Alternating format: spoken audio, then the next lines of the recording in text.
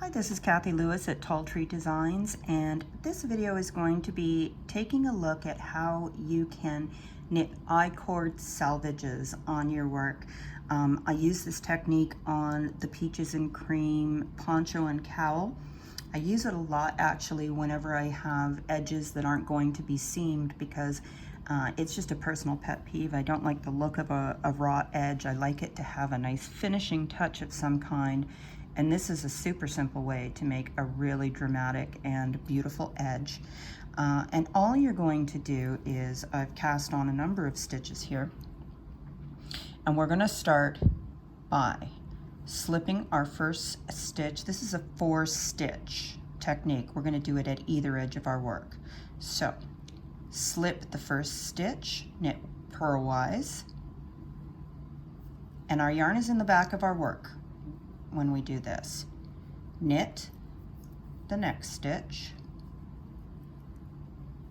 slip the next stitch with the yarn in the back, and knit one more stitch. At this point, we're going to do whatever our pattern is calling for us to do, and I'm just going to garter stitch in between my edges, and that will that'll make the contrast a little bit easier to see. So I'm going to keep knitting until I get to the last 4 stitches on this row.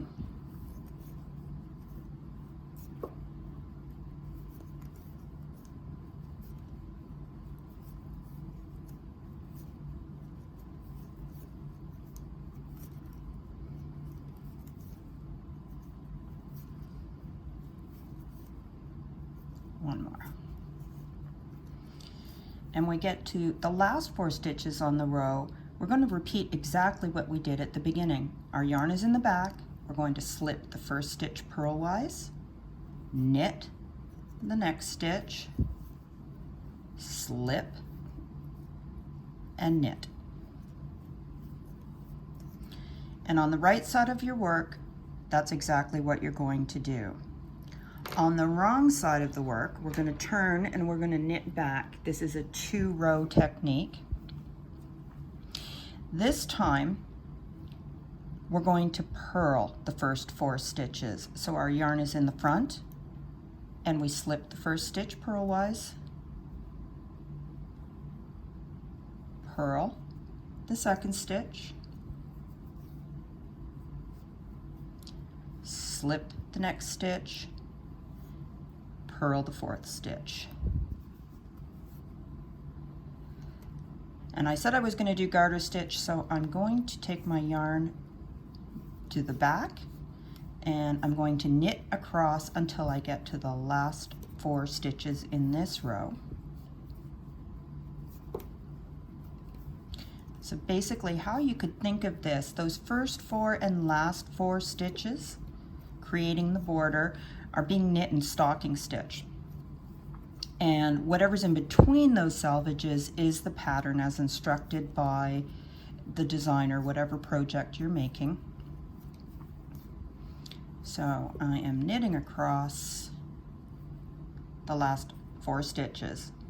Bring my yarn back to the front of the work, ready to purl, because stocking stitches knit on the right side, purl on the wrong side. So yarn in front, slip, purl, slip, purl. Okay, back to the front.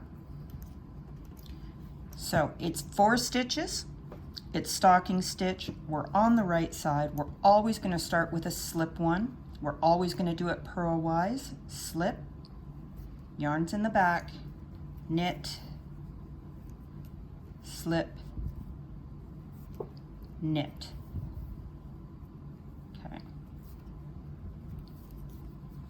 Now I'm knitting across to the last 4.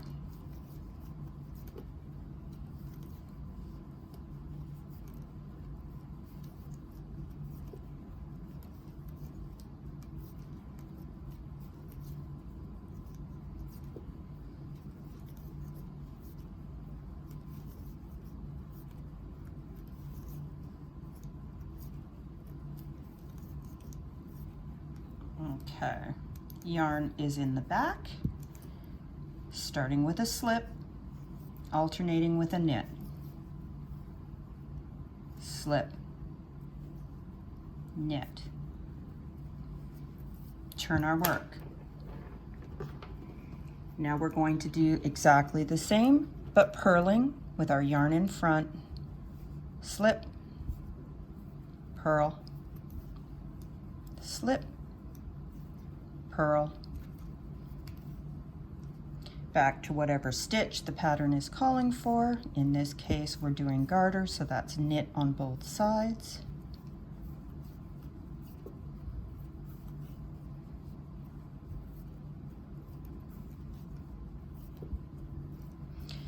If you ever have a pattern that you want to add this to, all you have to do is cast on an additional 8 stitches, and then consider this selvage as almost a separate pattern, and use this pattern for the first and last 4 stitches and whatever your pattern is calling for in between. Last 4 stitches, we've brought our yarn back to the front, slip, purl, slip, purl. And you can start to see we're creating this edge. Another thing to keep in mind, you do want to keep your knitting fairly tight at these edges. If it's too loose, it might look a little sloppy. But let's switch over now to a completed project, and I'll show you how it looks.